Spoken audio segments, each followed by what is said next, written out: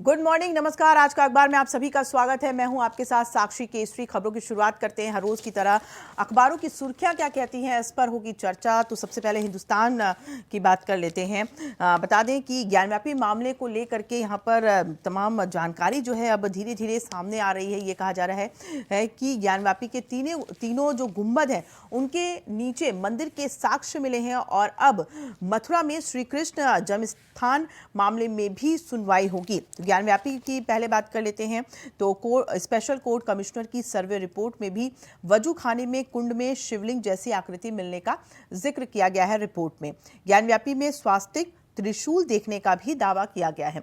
14 से 16 मई तक सर्वे की जो रिपोर्ट पेश की गई है उसमें सूत्रों ने बताया कि स्पेशल कोर्ट कमिश्नर को मस्जिद कमेटी के मुंशी स्पष्ट नहीं बता सके हैं कि जिसे वो फव्वारा कह रहे हैं वो कब से बंद पड़ा है।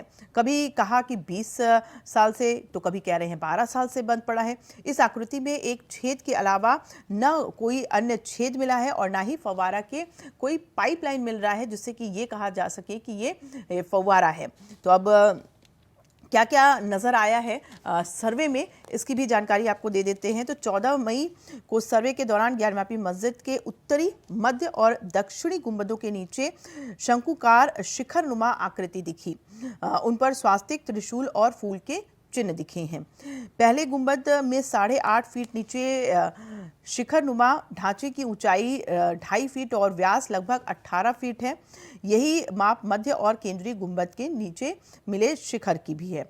वहीं आगे बताया जा रहा है कि क्या क्या नजर आया है। तो दक्षिणी गुंबद के नीचे मिले शिखर का व्यास लगभग 21 फीट है।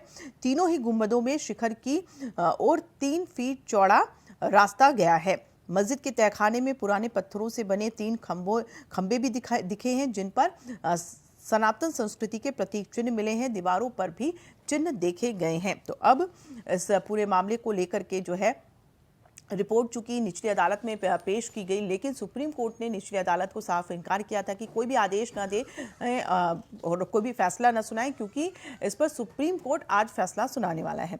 3 बजे का समय दिया गया है जब सुप्रीम कोर्ट में मामले को लेकर के सुनवाई होगी। अच्छा, मस्जिद पक्ष का क्या दावा है ये भी आपको बता दें, क्योंकि एक पक्ष हिंदू पक्ष का जो है ये जो दावा रहा है उसके बारे में आपको रूबरू कराया। तो मुस्लिम पक्षकारों का क्या कहना है वो भी आपको बता देते हैं कि मुस्लिम पक्ष का दावा है कि अंजुमन इंतजामिया मसाजिद कमेटी के अधिवक्ता अभयनाथ यादव ने कहा कि रिपोर्ट की प्रति जो है अभी नहीं मिली है। वैसे भी ये रिपोर्ट अंतिम नहीं होती है। जो भी हो कानून रूप से आपत्ति दाखिल की जाएगी। सर्वे के आधार पर किसी चीज को शिवलिंग बताने का अधिकार नहीं है, केवल तथ्य का ब्यौरा देना क्षेत्राधिकार में आता है। ऐसी रिपोर्ट अपने आप में साक्ष्य नहीं है। तो वो इन साक्ष्यों को नहीं मान रहे हैं मुस्लिम पक्षकार। उनका कहना है कि अभी आगे भी इसके विरोध में इसको चुनौती देने के लिए, जो सर्वे हुआ है उसको चुनौती देने के लिए भी याचिका मुस्लिम पक्ष की तरफ से डाली जाएगी। तो उधर आपको बता दें, मथुरा में श्री कृष्ण जन्मभूमि शाही ईदगाह मस्जिद मामले में भी गुरुवार को एक नया मोड़ आ गया, जिसमें आपको बता दें कि जिला जज ने श्री कृष्ण जन्मस्थान परिसर के 13.37 एकड़ के मालिकाना हक और शाही ईदगाह मस्जिद को अवैध कब्जा हटाने को लेकर के दायर याचिका पर सुनवाई के लिए स्वीकार कर लिया है। अब इस मामले पर सुनवाई सिविल जज सीनियर डिवीजन की कोर्ट में चलेगी। अगली तिथि जो दी गई है वो है 26 मई, जब सुनवाई होगी और इस पूरे मामले को देखा जाएगा, क्योंकि मांग की जा रही है कि शाही ईदगाह पे सीसीटीवी लगाया जाए ताकि जो फुटेज है उनके द्वारा सच्चाई का पता लग सके। साथ ही हिंदू पक्षकार का ये भी कहना है कि शाही ईदगाह में मुस्लिम लोगों को आने पर प्रतिबंध लगाया जाए। तो ये तमाम जो है मांगों की याचिका लगाई गई है कोर्ट में और अब इसको लेकर के सुनवाई होनी है। तो ये जो दोनों ही मामले हैं वो लगातार तूल पकड़ते जा रहे हैं। दिन ब दिन इस पर अपडेट भी आती जा रही है और हर एक अपडेट से हम आपको रूबरू भी कराते रहेंगे। वहीं दूसरी खबर आपको बता दें, जो कि कल सारा दिन सुर्खियों में रहा है और इस पर जो है चर्चा भी लगातार हो रही है। बता दें कि पंजाब कांग्रेस के पूर्व अध्यक्ष नवजोत सिंह सिद्धू को 34 साल के बाद एक मामले में, जो कि रोडरेज मामला है, इसमें 1 साल की सजा का ऐलान किया गया है। बता दें कि इसके पहले इसी मामले में कोर्ट ने फैसला सुनाया था कि 1000 रुपए का जुर्माना दिया जाए, लेकिन जब याचिकाकर्ताओं ने एक बार फिर से पुनर्विचार याचिका डाली तो उसके बाद जब कोर्ट ने इस पर पुनर्विचार किया तब देखा गया कि कोर्ट की तरफ से ये फैसला आया कि 1 साल की सजा का ऐलान किया गया है। और हालांकि ऐसा पहली बार है जब किसी मामले को लेकर के एक बार जो है फैसला दे दिया गया हो कोर्ट की तरफ से और उसके बाद दोबारा पुनर्विचार किया गया हो और सजा का प्रावधान किया गया हो। वहीं नवजोत सिंह सिद्धू का क्या कहना है इस फैसले को लेकर के, ये आपको बता दूं। उनका कहना है कि फैसले का सम्मान करूंगा। सजा के बारे में पूछे जाने पर नवजोत सिंह सिद्धू ने कहा कि कोई टिप्पणी नहीं है, मैं फैसले का सम्मान करूंगा। उधर पीड़ित परिवार ने खुशी जताई है कि उन्हें कहीं ना कहीं न्याय मिला है, जो वो चाह रहे थे, जिस वजह से उन्होंने पुनर्विचार याचिका डाली है, कहीं ना कहीं उस पर अब काम किया गया है और 1 साल की सजा का ऐलान किया गया है नवजोत सिंह सिद्धू पर। इससे सियासत भी बहुत तेज हो गई है। लगातार कांग्रेस की तरफ से भी जो है इसको लेकर के प्रतिक्रियाएं भी आ रही हैं, लेकिन नवजोत सिंह सिद्धू ने हर एक प्रतिक्रिया पर को साइड कर दिया और सीधा सीधा कहा कि कोर्ट का जो फैसला है उसका सम्मान करूंगा। चलिए आगे बढ़ते हैं खबरों में।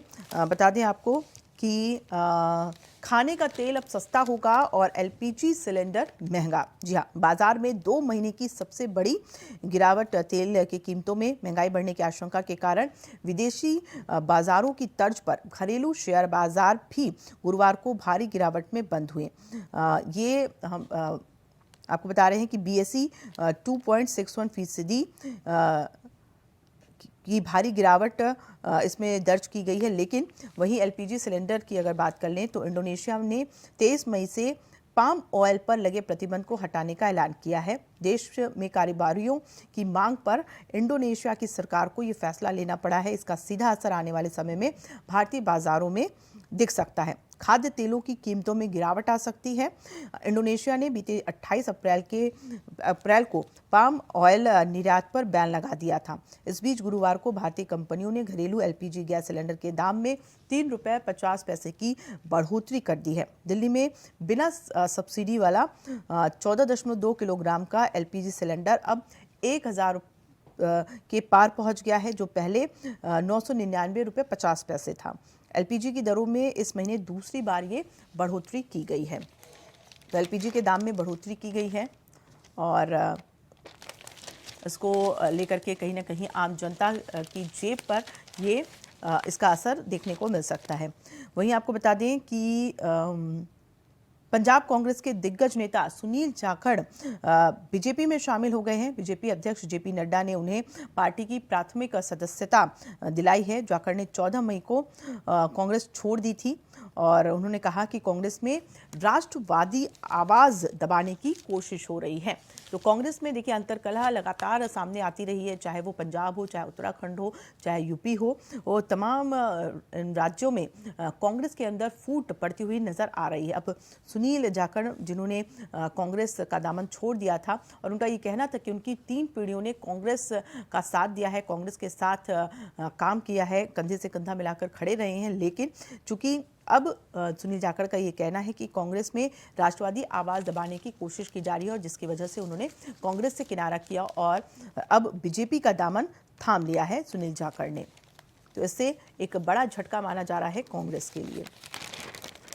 तो ये रही तमाम वो खबरें जिसके बारे में आपको रूबरू हमने कराया। आगे भी जो खबरें होंगी उससे आपको रूबरू हम कराते रहेंगे। जो अपडेट होगी खबरों की वो आप तक हम पहुंचाते रहेंगे। फिलहाल आज के अखबार में इतना ही। कल फिर हाजिर होंगे अखबार की सुर्खियां लेकर के। नमस्कार।